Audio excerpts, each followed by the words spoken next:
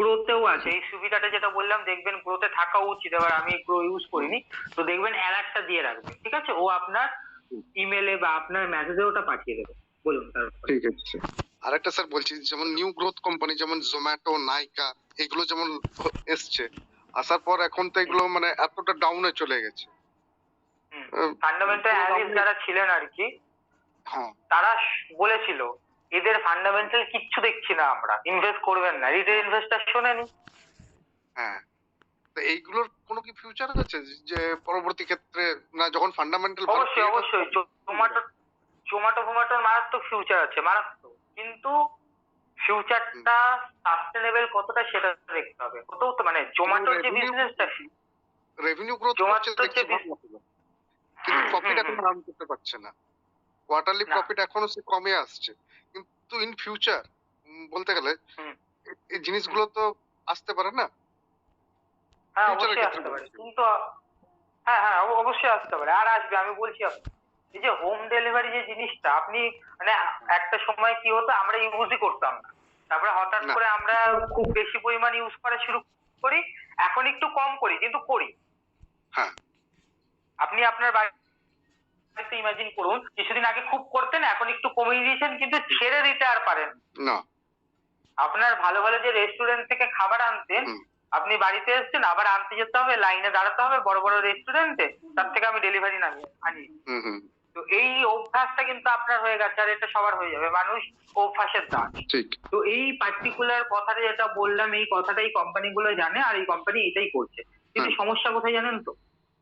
ধরুন হঠাৎ করে হ্যাঁ যখন ড্রোন সিস্টেমে হ্যাঁ আমার খাবার ডেলিভারিটা করা শুরু করব আমরা, হ্যাঁ ঠিক আছে, তখন ম্যান পাওয়ার কম লাগবে তা নয়, কারণ ড্রোন যারা বানাবে তাদের একটা আলাদা ইন্ডাস্ট্রি তৈরি হয়ে যাবে, যারা ওটাকে ইয়ে অপারেট করবে করবে তাদের একটা আলাদা ইন্ডাস্ট্রি তৈরি হয়ে যাবে, অপারেট করবে, সফটওয়্যার যারা বানাবে, আইটি সেক্টরের কাজ যারা করবে।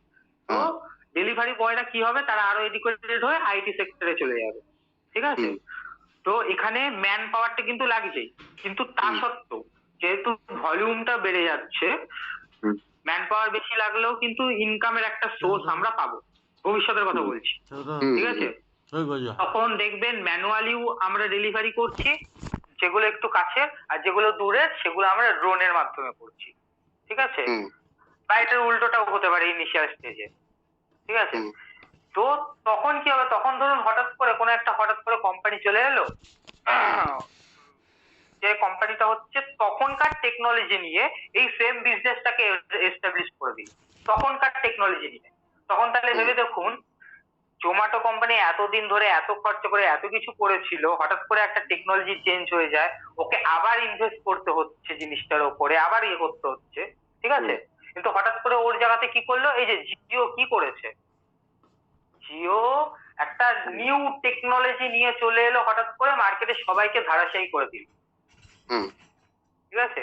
এরকম যদি হয়ে যায় তাহলে সেটাই। জোম্যাটোর তো পুরো ফুস হয়ে যাবে। হ্যাঁ জোম্যাটো তখন কি করে, অলরেডি এখন স্ট্রাগল করছে, জোম্যাটোকে আবার তখনও স্ট্রাগল করতে হবে। হ্যাঁ, দ্বিতীয় তো কথা স্যার, এইটা এখানে হচ্ছে প্রমোটার হোল্ডিং ফান্ডামেন্টাল নেই, করছে। প্রমোটার হোল্ডিং নেই। জোম্যাটো হচ্ছে professional holding company, promoter holding পাবেন না, যেমন আইটিসির প্রমোটার হোল্ডিং নেই। আচ্ছা, হুম এইটার প্রমোটার হোল্ডিং একটু দেখি তো, 51%।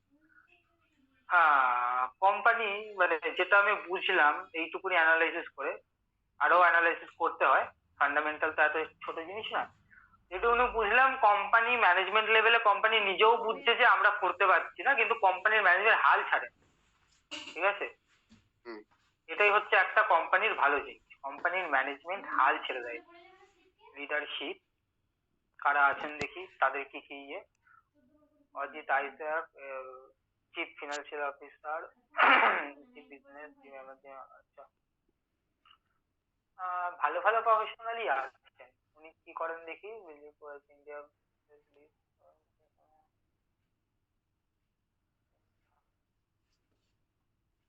বা ইন্ডিয়া ফোর্স লিডারশিপ অ্যাওয়ার্ড পেয়েছেন উনি 2011-তে। Young entrepreneur in the year award পেয়েছেন। বাহ। উম, তো লিডারশিপের মধ্যে ক্যাপাবিলিটি তো আছে,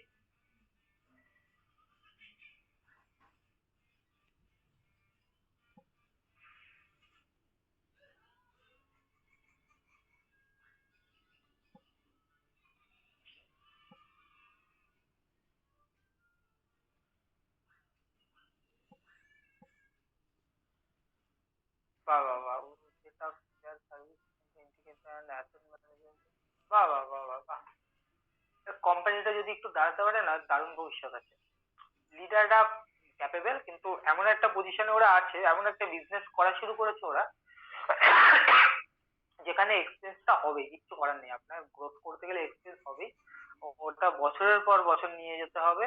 তারপরে যখন একটা এক্সপার্টিস পেয়ে যাবেন আপনার এই বিজনেসটার উপরে আপনি কোম্পানির থ্রু, তারপরে আপনাকে আর দেখতে হবে না, তারপরে চালাতে হবে, অত দিন অবধি আপনাকে চালিয়ে নিয়ে যেতে হবে। এটাই হচ্ছে কি সমস্যা। বোর্ড অফ হুম। ডিরেক্টরদের মধ্যে কারা আছেন দেখি, ইনি তো থাকবে, আর একজন ইয়াং ডিরেক্টরকে দেখতে পাচ্ছি, দেখি ইনার ওপরেই ভরসা আমার, কি করে দেখি।